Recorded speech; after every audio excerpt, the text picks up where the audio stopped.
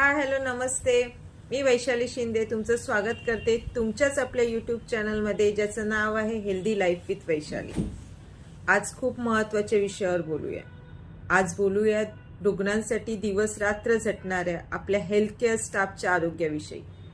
हो, health care स्टाफच्या आरोग्याविषयी अतिशय दुर्लक्षित झालेला विषय, अगदी स्वतःकडून आणि इतरांकडूनही.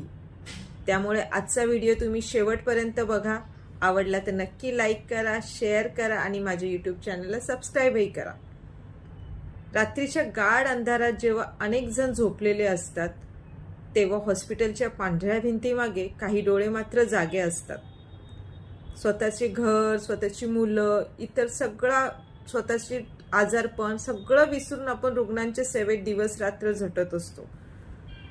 पण स्वतःच्या आरोग्याचं काय?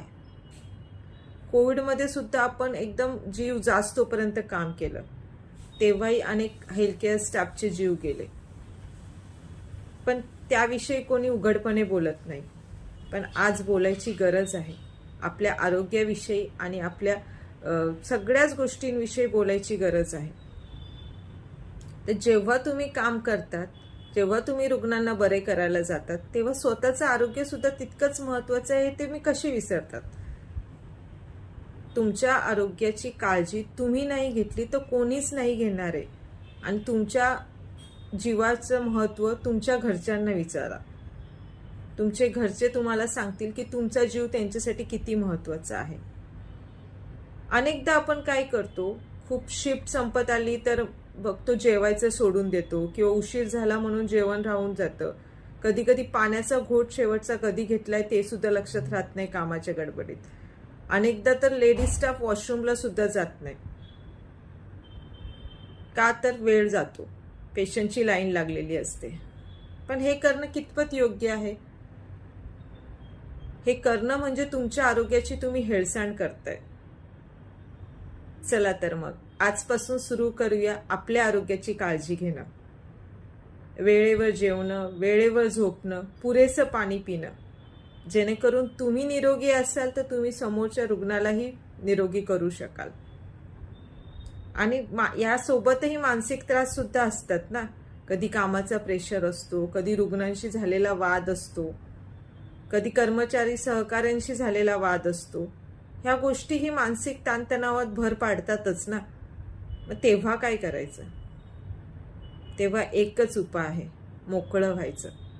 तुमच्या मित्रमैत्रिणींसोबत, तुमच्या घरच्यांसोबत तुम्ही शेअर करत जा. तुम्हाला जो त्रास आहे तुम्ही तो शेअर करत जा. शेअर केल्याने दुःख कमी होतं, ताण कमी होतो. आणि हे जेव्हा तुम्ही शिकणार, वेळेवर जेवण, वेळेवर झोपणं, पुरेसं पाणी पिणं, मानसिक त्रास असेल तर तो शेअर करणं. कधी कधी रडलेलं पण काही प्रॉब्लेम नाही, आणि पुरुषही रडले तरी काही प्रॉब्लेम नाही. रडणं हे कमकुवतपणाचं लक्षण नाहीये. ते कधी कधी मानसिक त्रास थोडा आपला कमी होतो त्याच्यामध्ये. त्याच्यामुळे आपल्या मानसिक आरोग्याची काळजी घेणं, आपल्या शारीरिक आरोग्याची काळजी घेणं ही सर्वस्वी आपली जबाबदारी आहे. कोणी आपल्या मदतीसाठी येणार नाहीये, हे मात्र लक्षात ठेवा. आणि मदत लागलीच कोणाची तर ती आपण स्वतःहून मागायची आहे. कोणी स्वतःहून आपल्याला मदत करायला येणार नाहीये. त्याच्यामुळे तुमच्या आरोग्याची काळजी तुम्ही घ्यायची आणि तुमचं आरोग्य तुम्ही जपायचंय. तुम्ही जेव्हा हे कराल तेव्हा अजूनही अत्यंत चांगली सेवा तुम्ही रुग्णांना देऊ शकाल. आणि स्वतःच्या घरच्यांचीही चांगली काळजी घ्याल. घरातलेही चांगले खुश राहतील, रुग्णही तुमचे व्यवस्थित समाधानी राहतील. चला तर मग आजपासूनच सुरू करूया स्वतःची काळजी घ्यायला. व्हिडिओ आवडला असेल तर तुमच्या मित्रमैत्रिणींना सोबत नक्की शेअर करा. आवडला तर नक्की लाईक करा आणि माझ्या यूट्यूब चॅनलला सबस्क्राईबही करा. धन्यवाद.